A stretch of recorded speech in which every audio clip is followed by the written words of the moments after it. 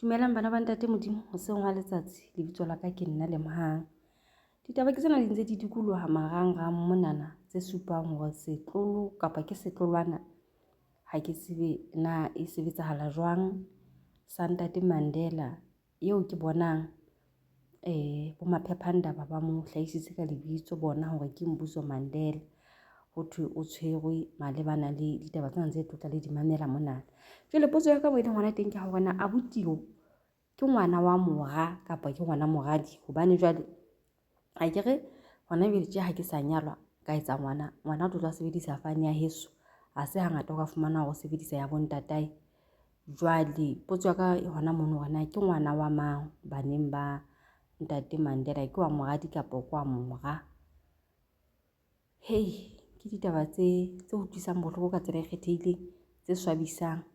Fela e tla go kgutlisetsa morao tabeng tse ile ka ra di utlwa empa ha re mameleng hore na ba reng ha ba di report batho bana. 5 that have been arrested for the white Toyota Corolla that's been hijacked in the early hours of this morning. In fact, there was also an unlicensed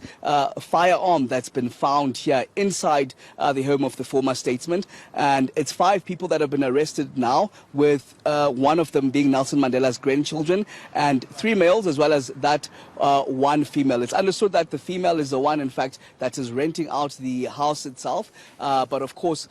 that robbery and the hijacking happening in the early hours of this morning, and the JMPD Tactical Response Unit being the first on the scene here at around 6 o'clock. So it's those developments that have been happening here, with all 5 of those that have been arrested now moved to Norwood Police Station. That's where they're facing charges of the hijacked vehicle as well as the charges of having the unlicensed firearm. We're not sure when they are to appear in court, but of course that confirmation coming from Xolani Fihla, the official spokesperson of the JMPD, confirming that in fact there is indeed a 5th person that has been arrested, and that 5th person being the grandchild of Nelson Mandela himself. So those developments happening here, 12th Avenue in Houghton, where there's still many law enforcement authorities still outside the house here. We do understand some combing of the scene still happening here, but of course it is that vehicle that was tracked and still inside here, that white Toyota Corolla, in fact, that was hijacked in the early hours of this morning and now being found inside the house of the former statesman Nelson Mandela. So we just want to make sure everyone understands what we're talking about. I can see Xolani Fihla there in the background from JMPD. The arrests and the pursuit of these now 5 people is actually got to do with a hijacked car which was found on the premises. This has nothing to do with the premises itself. I want to just make sure everyone understands what we're talking about, Avi. It's about the vehicle, nothing to do with the house. Is that correct? It's a white Toyota Corolla that was hijacked around Johannesburg after midnight this morning, Gareth. And in fact,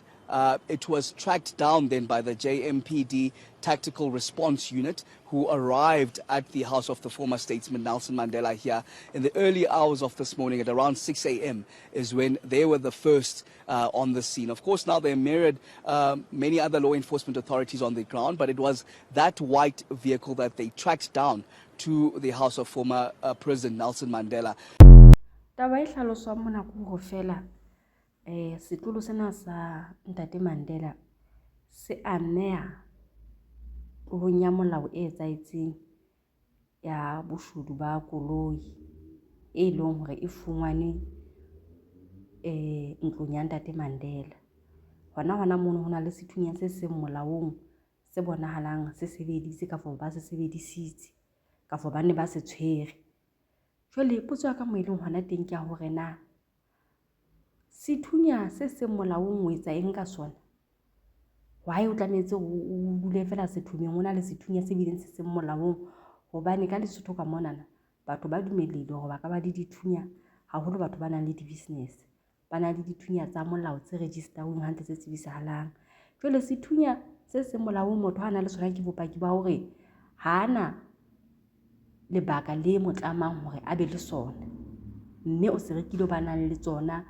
ba mo rekisetsa tsona ka meshika-shika. Fela jwale potso ke hore qetellong ya letsatsi o rekisetsa motho ntho ha mofuta o ho sena ntho ha e protector for the reason being what? ntho eno le teng le ha ba lo e protecta o tla ke ile hore ha e molaong ha e tsejwe wena o fihla go tlisetsa motho a sebopeo seno sethunya. Jwale ha re shebeng lebitso lena la Ntate Mandela hore na ke lebitso le le kakang ka hara naha South Africa le le hore qetellong ya letsatsi mohlolomong re ka utlwa ho thwe government e tlo tla tlameha hore jwale e kene dipakeng boemong bonana ho ka nako nngwe ka bang le mokgwa wa hore case ena re ka ifumana e se e twistuwe o so thwe ebile mistake hwa etsahalang hwa se ke hwa etsahalang e le ho kwahela taba ya senimi ena ya Mandela. Ka Lesotho ka mona ke ditemana tse etsahalang tseno batho ba hlahelletseng masole kapa mapolesa ba ka ba tshwarwa bobodu mo bo itseng hangata ho feta hanyane o tla fumana so hlaha drama ya hore ho na le ho fapakana wa mabitso ho etsahetseng kapa motho a jwalo o la tshwarwa boemong bono ka phoso o na ile la mola ona sa lo etsa ketso ebe motho ya jwalo o ntsa tswela pele ka mosebetsi ho feta mona kampaneng a tloswa seterekeng se seng a isiwa ho se seng hore fela he batho ba kokobetse bohale ke re ke dintho tse re di bone di etsahala jwale hona jwale ke a tshepa hore batho ba itonetse mahlo haholo taba ena na hore na e tlo tla e lebisa kae hoba ke a nahana hore taba se di le mothating o tlo hlaha dikedibi tla hampe tsa ditaba tse leng hore di ne tse di sa tsebisahale tje jwalo ka e le go di-comment section mona o sontso o bona batho ba bua ntho e ntjha le ya kgale empa he re tla utlwa jwale ha hona tjhelete batho ba ba ifumanang as lelapa ho latela boemo ba ntate wa bona hobane hona jwale ke re na le temana tsa bana ba fumanang tjhelete hobane ho thwa bana bo ntate bo mme wa bona ba ba kgolla jwale batho ba ile ka ba e ba boemong bo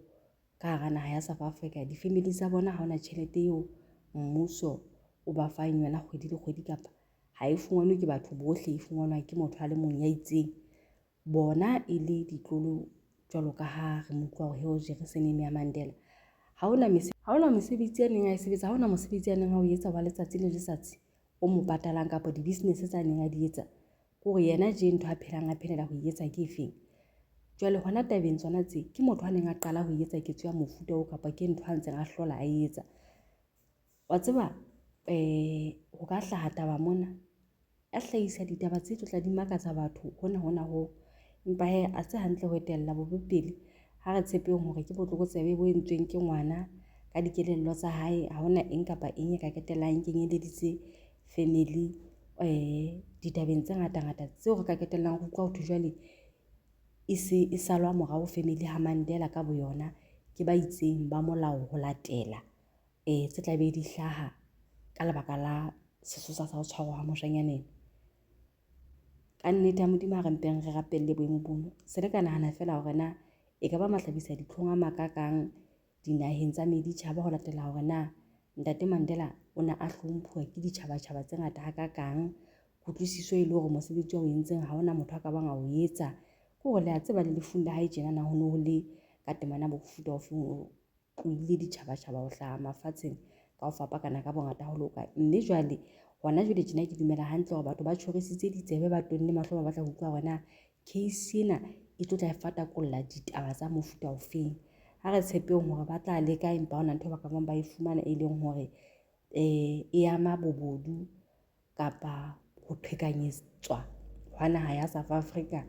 temaneng tse ding tse itseng mohlolomong Ntate Mandela a na a tseba ka boemo bono empa jwale a na ntsa etella setjhaba pele a bile a hlomphuwa ho nahanwa rona le lerato le phethahetseng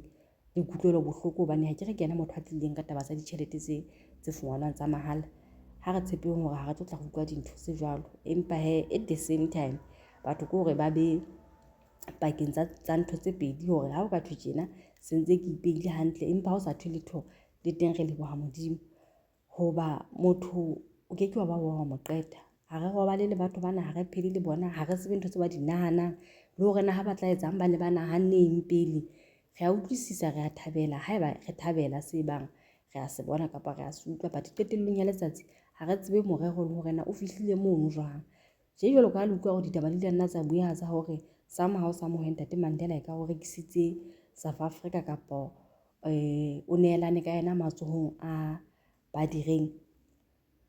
temana tse ka reng tsona tsena ha re tshepe hore ha di tla di hlahisa tsena tse re di bonang tse tshwarehang tse physical hobane hangata ho feta hanyane ha ke go hlahella ditabeng tse kopantseng le ditaba tsa moya. Lefatsheng ho boima, lefatsheng ho thata, hlokahala thapelo, batho ba tsebe modimo ba se nne ba tshepa batho. Ha re di kgakgatheng comment section ya baratuwa lebitso la ka ke nna le mohang ka nne ke kgutle ka tsona ka nqane ha di ntse di vela jwalo ka tlwaelo. Ka hara channel jwalo ka le tseba ra hlabollana ra eletsana ebile ra elelisanwang. Dinomoro tsa station sa di Change Radio ke 067 85 98 143.